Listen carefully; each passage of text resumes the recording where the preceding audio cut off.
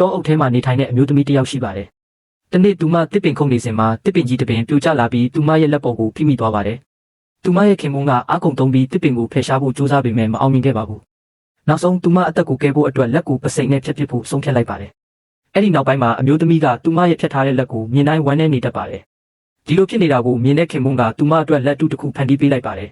။ဒါပေမဲ့သူမကရွှေနဲ့လှုပ်ထားတဲ့လက်ကိုပဲလိုချင်ခဲ့ပါတယ်။ရက်အနှဲငယ်ကြာပြီးနောက်ခင်မုန်းကသူမအတွက်ရွှေလက်တစ်ဖက်ပြုလုပ်ပေးလိုက်ပါတယ်။ဒါပေမဲ့အဲ့ဒီရွှေလက်ကြောင့်သူမရဲ့ခန္ဓာကိုယ်မှာယောဂပိုးဝင်လာပြီးနောက်ဆုံးရက်အနှဲငယ်ကြာမှတည်ဆုံသွားခဲ့ပါတယ်။မတည်ခင်မှာတော့သူမကငါ့ကိုမြုပ်တဲ့အခါဒီရွှေလက်နဲ့အတူမြုပ်ပေးပါ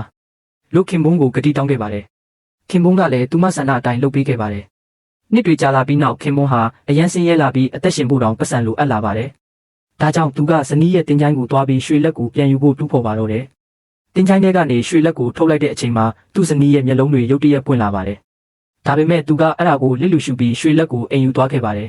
။အဲ့ဒီညမှာပဲသူ့ဇနီးကသူမရဲ့ရွှေလက်ကိုပြန်ယူဖို့အိမ်ကိုရောက်လာပါတယ်။ကြောက်လန့်နေတဲ့ခင်မုန်းကရွှေလက်ကိုပြန်ပေးလိုက်ပေမဲ့ရွှေလက်ကိုပြန်ရသွားတဲ့နောက်သူမကခင်မုန်းကိုတပ်ပစ်လိုက်ပါတယ်